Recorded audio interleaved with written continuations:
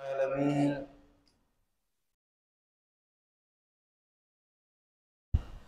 نحمده ونستعينه ونستغفره ونستهديه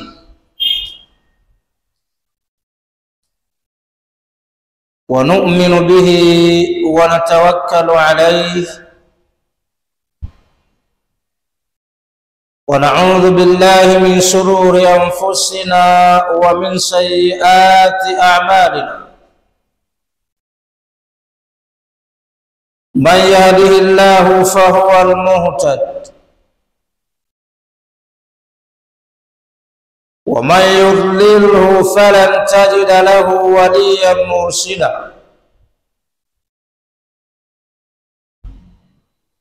وأشهد أن محمدا عبده ورسوله أرسله الله بالهدى ودين الحق ليظهره على الدين كله وكفى بالله شهيدا. نشهد أنه قد بلغ الرسالة وأدى الأمانة ونصح الأمة ومع الظلم وكشف الله به الغمة وجاهد في الله حق جهاده حتى أتاه اليقين. صلى اللهم وسلم وبارك عليه وعلى آله وأصحابه ومن تبعهم بإحسان إلى يوم الدين. أما بعد فإن أصدق الحديث كتاب الله وخير الهدي هدي محمد صلى الله عليه وسلم وشر الأمور محدثاتها وكل محدثة بدعة وكل بدعة ضلالة وكل ضلالة في النار. اللهم إنا نعوذ بك من عذاب النار. يا أيها الناس اتقوا ربكم الذي خلقكم من نفس واحدة وخلق منها زوجها وبث منهما رجالا كثيرا ونساء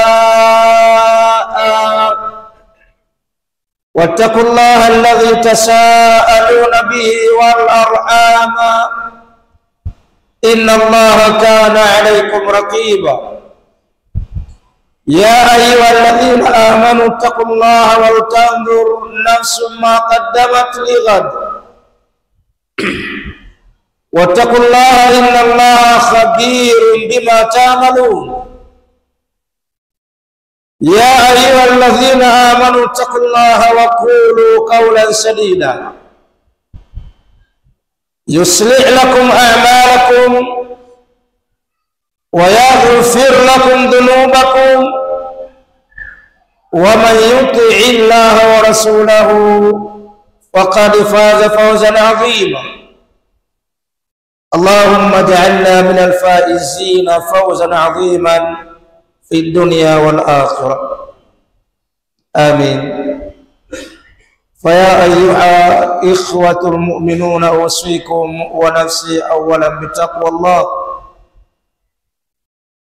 Ewe mkusanyiko wa ndugu zangu waumini, na kuhusieni katika jambo la kumcha Allah tabaraka wa taala, kama ambavyo na wajibu wa kuihusia nafsi yangu juu ya jambo hilo. Khutba yetu ya leo tutadondoa baadhi ya mambo katika ibada ya hija. Hatutozungumza hija yote kiukamilifu dakika zenyewe za mimbar,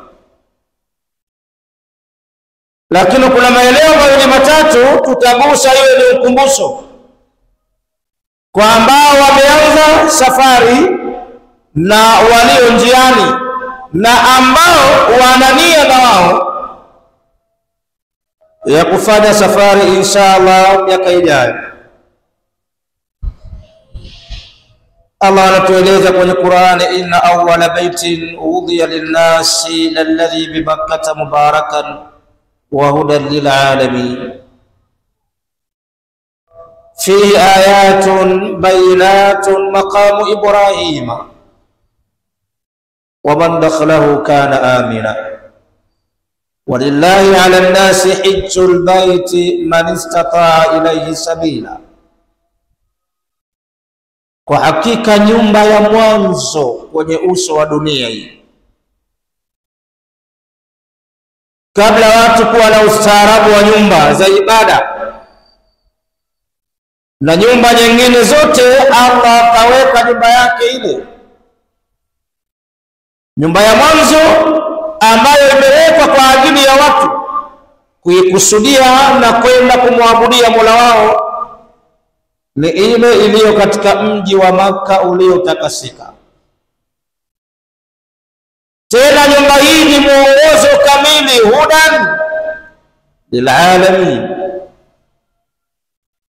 Ikiwa watu wataisoma historia yake, ikiwa watu watachukua mafunzo na mazingatio kwenye nyumba ile, ujenzi wake na namna yaliyopita pale katika tarehe, pamoja na masharti na wajibat za wale wanaokwenda pale, kwa hakika ni mwongozo kamili kwenye maisha ya watu. Ndani ya nyumba hii, katika mambo yanaonyesha mwongozo, katika mambo ambayo yana faida, katika mambo ya mazingatio, makamu Ibrahim, wa man dakhalahu kana amina, na yote anaingia katika nyumba ile anakuwa katika amani. Kwa hakika walillahi 'ala an-nasi hajjul baiti, na kwa hakika kwa Allah tabaraka wa taala kwenye utaratibu wake wa sheria na maagizo yake ameamrisha watu kuitembelea nyumba ile, kwenda pale kufanya ziara, lakini sio watu wote. Man istata ilayhi sabila, yule atakayekuwa na uwezo wa kuelekea kwenye nyumba hiyo kwa safari ya kwenda kutembelea, kwa hakika ameagizwa na Mola wake afanye hivyo. Hii nyumba wa Islam tarehe yake ni ndefu kama nilivyoanza kusema.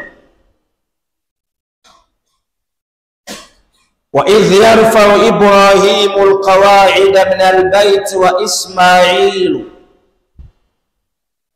kumbukeni pale aliponyanyua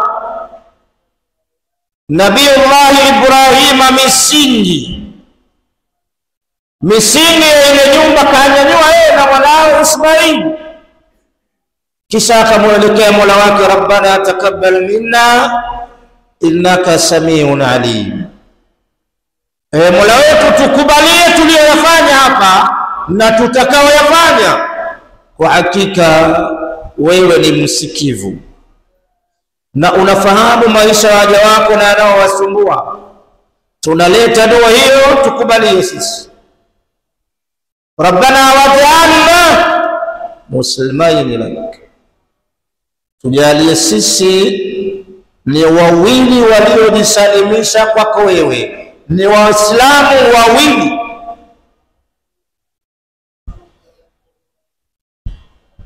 Tena wa arina manasikana, tuonyeshe ule utaratibu wa utekelezaji wa sawa ibada zetu sisi. Watubu alaina, na utatusamehe ya Rabb pale tulipoteleza kibinadamu, kiudhaifu wetu. Innaka anta tawwabur rahim, kwani kawaida yako, utaratibu wako ni mwingi wa kusamehe na mwenye kuwarehemu waja wako. Ndugu zangu, nyumba hii aliyowaneemesha Allah kwa uwezo wa kwenda, hawataki kufanya mazkara. Hii nyumba ni symbol, hii nyumba ni ishara, hii nyumba ni alama ya kwamba kuna siku Waislamu wote popote walipo, vyovyote walivyo, na vyeo vyao na maisha yao na mazingira yao, watawacha kila kitu waelekee kwa Mola wao, warudi kwa Mola wao. Ni kama kwamba Allah anawaita watu pale, na hawana namna wala jinsi isipokuwa watii. Na ndio maana wanapokwenda na maneno maalum, wakifikia katika zile miqat, labbaik Allahumma labbaik, tumekuitika ewe Mola wetu, tumekuitika sisi. Tumeacha nyumba zetu, tumeacha shughuli zetu, tumeacha kila kitu nyuma. Labbaik la sharika laka labbaik, tumekuitika sisi, kwa hakika huna mshirika wewe. Umeita na sisi tunaitika, tunakuja. Innal hamda wan ni'mata laka wal mulku la sharika lak, shukrani zote na neema kwa hakika ni za kwako ya Rabb, na tunakiri kwamba huna mshirika kwenye hilo. Sasa haya ni maneno mazito yanafaa kufanyia kazi. Haji anaambiwa atumie mali ya halali kwenda pale. Hii ni risala au ni ujumbe au ni message ya kwamba shekhe anachokikubali Allah ni kile kizuri, anachokikubali Allah ni kile cha halali, anachokikubali Allah ni kile safi. Utakaporudi kwake hakitokusaidia isipokuwa kile kilichokuwa safi. Tazama uchumi wako Muislamu, tazama biashara zako Muislamu, tazama harakati zako Muislamu, zinamridhisha Mola wako? Wangapi wana mapesa hawaruhusiwi kwenda hija, bimaana hayafai. Hata wakienda ni ziara tu, wamekwenda kutembea kama walivyo wanapotembea miji mingine. Lakini pia kuna nidhamu na utaratibu. Sasa hivi kumekuwa na fashion, watu wanachukua mpaka mikopo mtu aende hija. Hivi juzi kuna kijana mmoja, inachekesha sana, baba yake ni mstaafu, bado anasumbuliwa kwenye pensheni. Yule baba kaenda kakopa mahali ili atakapolipwa ajiarejeshe awahi hija. Mtoto anauliza, shekhe, inafaa kuchukua mkopo kwa ajili ya kwenda hija? Huyu mzee kasajiliwa kwenye vikundi, anapewa semina na vikundi, amelifanya hilo jambo, na uhakika wanaompeleka wanajua alichokifanya, kwa sababu wanafuatilia maisha yako, pasipoti zako, registration zote, bila shaka wanajua kinachoendelea. Lakini kwa zile tamaa, matumbo watu wanavyoyasumbua, wala hawajali kabisa. Utaratibu wa hija ukiwa na deni, unazuiliwa kwenda hija mpaka ulipe yale madeni. Sikwambii ndio uende ukaingie kwenye madeni eti ili uende hija. Una deni na mtu mtaani anakudai, hutakiwi kwenda. Katika nidhamu na utaratibu, upite kwa watu, utazame nani anakudai, unalipa. Wapi una amana, unarejesha. Hii ni safari, ni safari ya kuelekea kwa Allah, ni safari ya kiyama ambayo ni ndogo. Unapata ujumbe, kuna siku utatengana na mke wako unayempenda, utatengana na watoto wako unaowapenda, utaacha nchi yako uliolelewa unayopenda sana, na nyadhifa zote na wajibu wako utawacha, utaelekea kwa Allah peke yako. Kitakacho kusaidia kule ni cha halali, ni chema, ni matendo mema. Sasa yetu unakwenda kuingia madeni ili uende hija. Malaki sawa, anaona mtu umri wake umekaribia kwisha, ndo anaacha kufanya ibada au anazidi katika maasi. Alitakiwa mtu ajirekebishe, atazame. Ndio bado unatakiwa uache acha kuwatosheleza watu wako, wasije wakaomba, wasije wakadhalilika. Umekwenda mpaka umerudi, unawakutia katika hali ya kujitosheleza. na kama ukurudi, na wako watu wanakwenda hawarudi. Mwaka uliopita wenzetu wawili waliotoka Zanzibar, na miaka ya nyuma pia. Kwa hiyo tujifunze kwenye hii safari mashekhi, tunaelekea kwa Allah. Watu hupita, jamani tusameheni, jamani kama tulikosana tusafiane nia, sisi tunaelekea Maka sasa, ikiwa hatukurudi tuonane kwa Allah kwa mioyo iliyo safi. Usiombe msamaha watu kwa sababu ya kwenda hija tu, waombe msamaha watu kwa sababu ndio utaratibu wa maisha. Unaweza ukaondoka ukienda hija na usiende hija. Kwa hiyo hapa tuchukue kwamba hii ni safari kama wanavyokwenda watu hija na kurudi au kuto kurudi. Kuna safari inakuja, tutakwenda kwa Mola wetu na tutakwenda kuulizwa. Kwa hiyo wote tuliowakosea, tukitoka hapa tuwatafute ili tupatane, ikiwa ni mama zetu, ikiwa ni ndugu zetu, ikiwa ni majirani, ikiwa ni wafanyakazi. Watu tuna madeni ya watu turejeshe, tuna amana za watu turejeshe. Tumedhulumu mahali hivi kwa bahati mbaya kiubinadamu, basi rudi kaweke pale makubaliano na Islam. Mtume wa Allah anatuambia yule ambaye man kana lahu madhlamatan min akhihi, yule aliye na dhulma kwa ndugu yake, basi na arejeshe dhulma hiyo kabla hajarudi kwa Allah, siku ambayo hakuna dirham wala dinar, walakin alhasanatu wasayiat. Atalipa mtu mema au atabeba mzigo wa maovu. Kwa hiyo wale wanaokopa kwenda Maka, hiyo ni haramu, haifai. Yale mabenki yalio na akaunti za hija, mwezi huu unaweka 20,000, unakaa tena mwezi ujao umecheza upate umezunguruka 20,000, umekwenda umepata kazi mahali unaweka 10,000, hata kama miaka 10, 15, 20 unakamilisha pesa uweze kwenda hija. Huu ni utaratibu wa sheria ya nani? Tusichanganye biashara na tamaa kwenye ibada. Hii ni ibada, na ni ibada ni tawqifia, hakuna rai wala ujanja. Sawa na wale wanaowapa watu tiketi. Unampa mtu tiketi ya kwenda hija, sawa, umemtatulia mengine alionayo katika mizigo, umemwachia atakutosha nyumbani kwake. Kama ana madeni umelipa, kama ana amana za watu amerejesha, au unamgaia tiketi ya kwenda hija. Kisha huku watu wanasononeka, watu wanahangaika, watu wanapata shida. Ni hija gani hizo ambazo tunakwenda? Leo hija zimekuwa ni kwa ajili ya vyeo, title, kubeba watu hivi majina fulani. Hili ni tatizo na hili ni kosa. Kingine katika hija,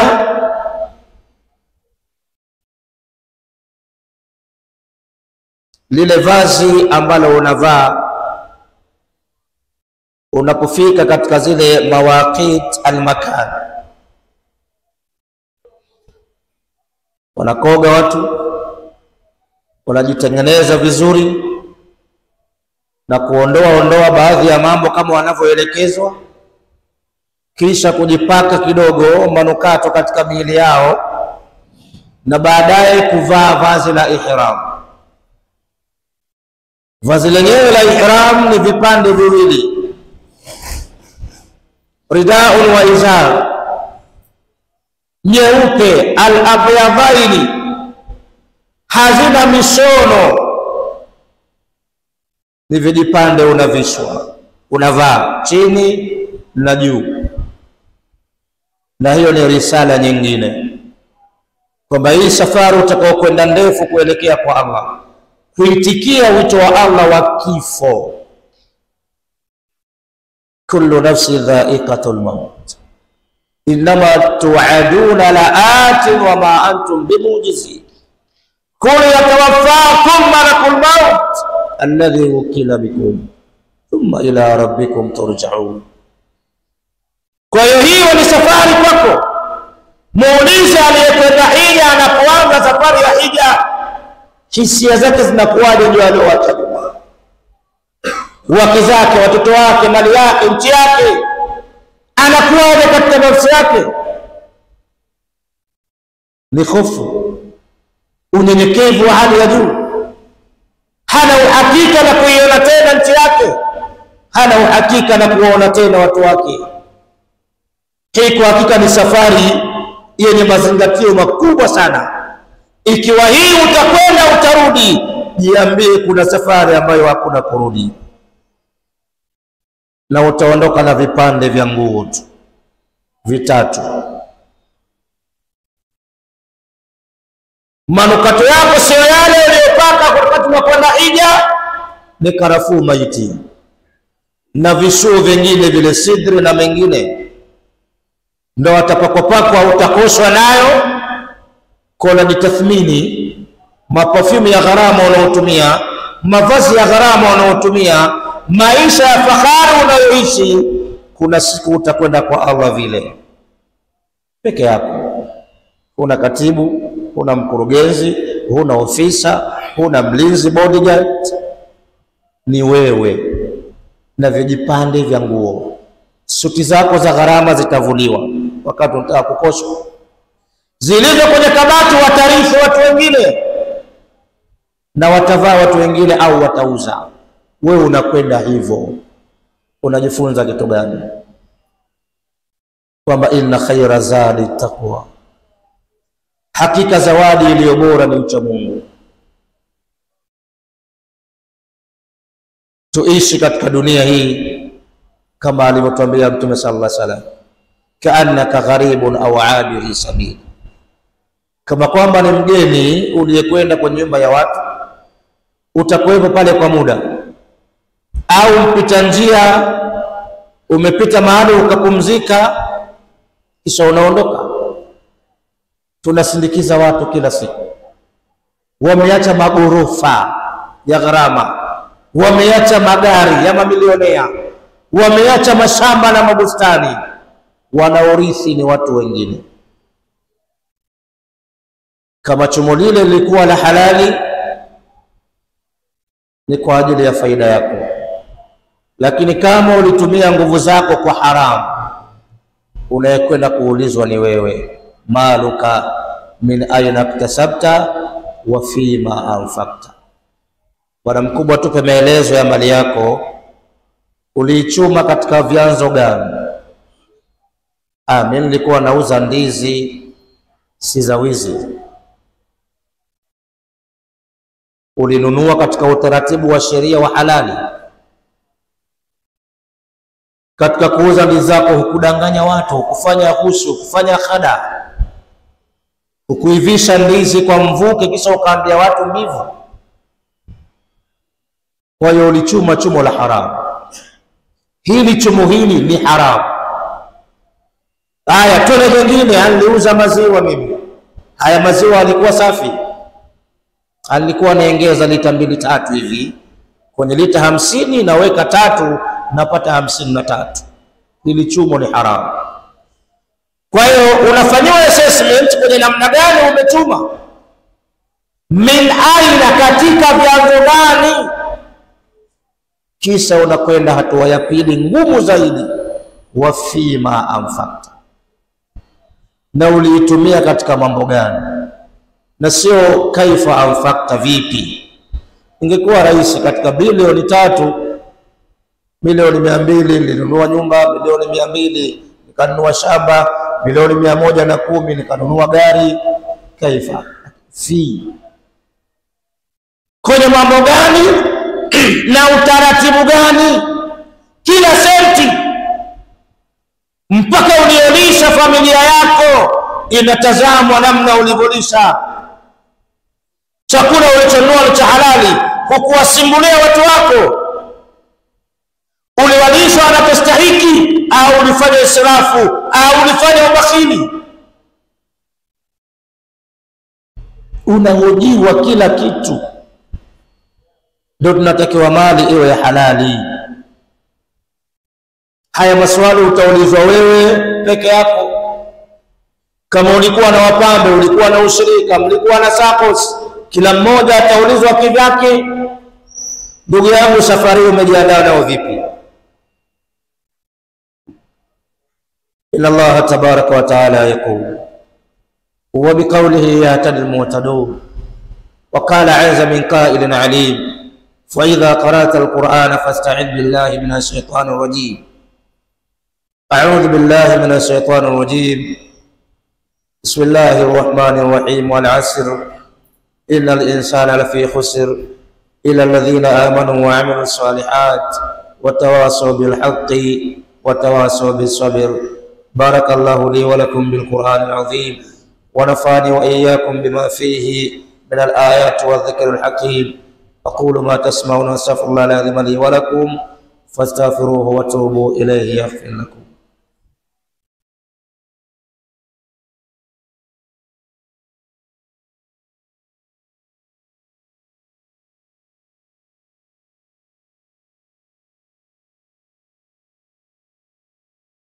Alhamdulillahi rabbil alamin wa bihi nasta'inu bil umuri dunya wad din. Nahmaduhu subhanahu wa ta'ala wa huwa lil hamdi ahlun wa nashkuruhu wa huwa ala kulli shay'in qadirun. Wassalatu wassalamu ala rasulillahi Muhammadin sallallahu alayhi wa alihi wa sallam. Nashhadu annahu qad ballagha ar-risala wa adda al-amana wa nasaha al-umma وكشف الله به الغمة وجاهد في الله حق جهاده حتى أتاه اليقين. فصلوات الله وسلامه عليه وعلى آله وأصحابه ومن تبعهم بإحسان إلى يوم الدين. أما بعد أوصيكم ونفسي أولا بتقوى الله. Ihramu inakupa risala tatu. Ya kwanza na ukumbusha ulikotoka, mkutano wako wa kwanza na Mola wako. Kumbuka alipochukua Mola wako kwa wanadamu kutoka migongoni mwao, vizazi vyao, kisha akawashuhudisha, wa ashhada alaihim alastu bi rabbikum qalu bala shahidna. Watu wote Allah aliwaumba nafsi zao na akawaita katika mkutano, kisha akawagawa koo, familia na mataifa na makabila. Sehemu ya pili inaukumbusha ihram ulipotoka katika tumbo la mama mzazi. Kule sehemu ya kwanza watu waligawika na kila mtu akachagua anachokitaka, na Allah akaiambia ardhi rekodi mambo yale, na ndio Hajaratul Aswad iliyo pale katika baiti yake. Ukifika unabusu au unaashiria mkono unabusu katika zile alama ambazo zimewekwa, na kile ambacho unakifanya pale, watu wa IT au watu wa information technology wasema unafanya uploading of information. Sote picha zetu zipo pale, atakayekwenda asiyekwenda, faili lako tayari lipo tokea siku Allah ameumba. Soma kitabu Al-Kamil fi Tarikh au Al-Bidaya wa Nihaya. Kwa ukienda ukigusa una upload information zako pale au kiashiria, na ardhi itakutoa siku ya kiyama mpaka picha na matendo yako yote. Sehemu ya pili, katika tumbo kuna mambo umeandika, riziki zako, ajali yako, umri wako, na wewe utakuwa nani, sa'idun am shaqiyun. Ndo kwa hekima baadhi ya wanachuoni, sio sunna, wakasema akizaliwa huyu tumsomee adhana na ikama kumkumbusha.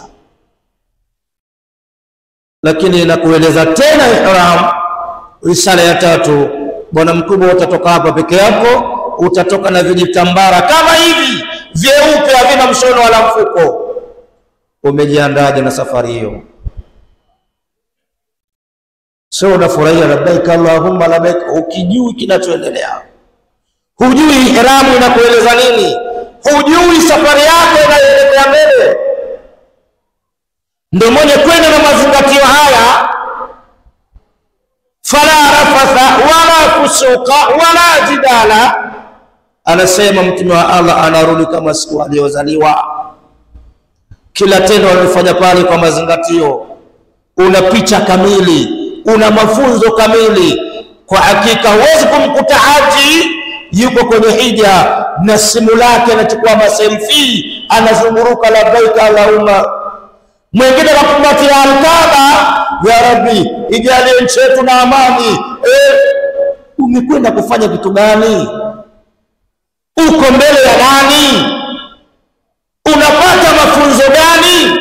Fursa hii ihramu inakupa risala hizo. Kisha kuna tendo la ukufu bila Arafa, mengine na yaruka na yawacha. Watu wote wanasimama pale katika mazingira yanayofanana. Ndivyo tutakavyorejeshwa kwa Allah. Walaqad jitumuna furadan kama khalaqnakum awwala marra bal za'amtum an lan naj'ala lakum maw'ida, kwa hakika mtatujia mmoja mmoja kama tulivyokuumbeni mara ya mwanzo mmoja mmoja, hukuwa na baba wala mke wala mtoto wala shangazi. Utarudi peke yako. Uhusiano wa familia na makabila na mataifa yatamalizika katika kumalizika kwa dunia. Haya ni mambo instrument mumeletewa za kujuana duniani, za kuamiliana duniani. Unajua huyu ni ammi, huyu ni mtoto, huyu sipaswi kumwoa, huyu napaswa. Ni mambo ya kiulimwengu.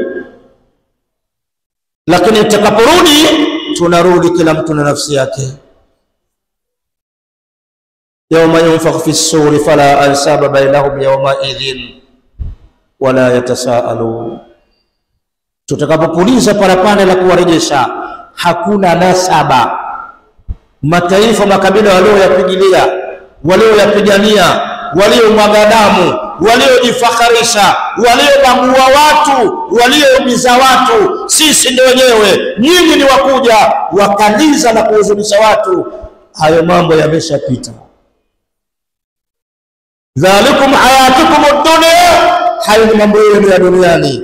Pale tunarudi kila mtu na nafsi yake. Ndio tunavyofunzwa pale katika viwanja vya Arafa. Umesimama katika jua, umesimama mahali dhaifu kuliko nyumba yako na ofisi yako. Ndivyo utakavyorudi katika mawqiful qiyama. Wengine kwa mujibu wa madhambi yao watazama katika majasho yao. Jua linakuja karibu na vichwa vya watu. Hakuna kivuli isipokuwa kivuli chake Allah, na hicho kivuli watapata watu 7 tu kwa matendo yao na amali zao. Tujifunze haya, tuige mwenendo ya watu hao, tuishi kwa kujitathmini, tusiishi kama kwamba ni wanyama. Tunakwenda kwa Allah, tutarudi kwa Allah na tutaulizwa. Kwa tunajifunza pale, tutakusanywa kama tulivyokusanyika. Kimtazama waziri pale, mkurugenzi, wakati mwingine mtu mnafanya kazi ofisi moja au mmetoka nchi moja, unamjua mikogo yake na ndaro zake akiwa kwenye nchi yenu, lakini wallahi unamkutia pale kwenye jua, unajiuliza hivyo mimi na huyu na tofauti gani? Yale makoti na vyeo vya uwaziri viko wapi? Ile mikogo na magari yasiyozimwa hayo yako wapi? Hajifunzi huyu. Kama kuna siku mke wake hatomsaidia, sekretari wake hatomsaidia, mlinzi kwenye ofisi yake hatakuwa na habari naye, ni yeye mwenyewe kama alivyosimama hapa. Unapata kuikamata nafsi yako na kuidhibiti. Haya ndiyo mafunzo katika baadhi ya matukio kwenye hija. Yako mengine mengi ya kutoa machozi, kama mambo ya kuchinja.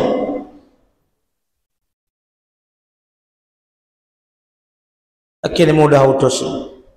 Tutosheke na hayo machache, tuyachukue, tuyafanyie kazi. Wale ambao tunakwenda, tuende kule, simu yako wacha kwenye mkoba wako. Makamera na waandishi wa habari pale hawana kazi. Unaripoti taarifa za pale, unamripotia nani? Ile ni ibada, inahitaji ikhlas, inahitaji unyenyekevu. inahitaji khushui. Sio unaandaliwa na watu, shekhe hebu tupe mawaidha kwanza. Hapa Mina, Muzdalifa, kwenye viwanja vya Arafa kuna wakati wa kutoa mawaidha, kuna wakati wa kutoa nasaha. Hija yenyewe ni nasaha, hija yenyewe ni mawaidha. Hujapiga wewe jamarat, hujazunguruka raundi 7 kule, hujahangaika Safa na Marwa, bado unataka mawaidha. Unataka kukijua nini zaidi ya kile ambacho unakiona? Fihi ayatun bayinatun, dalili za wazi kabisa. Tuache mambo haya. Shetani hakubali, hatoridhia, lazima atie dosari. Hakubali watu warudi kama walivyozaliwa, lazima atawaingizia mambo. Na sisi na shetani hatuna habari kabisa. Wengine ndio wanakwenda kule katika mahema yao, inaangushwa kwanza zikiri pale nzito. Wengine mambo yaliyotoka huko 2025 hii, tumejipangaje? Mmejipangaje pale? Inna lillahi wa inna ilaihi raji'un. Subhanaka Allahumma bihamdik, ashhadu an la ilaha illa anta, nastaghfiruka wa natubu ilaik. Inna Allaha malaikatahu yusalluna 'alan nabi ya ayyuhalladhina amanu sallu 'alayhi wa sallimu taslima. Allahumma salli ala Muhammadin wa ala ali Muhammad kama sallaita ala Ibrahim wa ala ali Ibrahim, wa barik ala Muhammadin wa ala ali Muhammad kama barakta ala Ibrahim وعلى آل إبراهيم في العالمين إنك حميد مجيد. اللهم إنا نسألك موجبات رحمتك وعزائم مغفرتك والغنيمة من كل بر والسلامة من كل إثم والفوز بالجنة والنجاة من النار. اللهم سهل لنا ما نريد ونجنا مما نخاف بفضلك يا لطيف. وصل اللهم على سيدنا محمد وعلى آله وصحبه وسلم. قوموا إلى صلاتكم يرحمكم الله.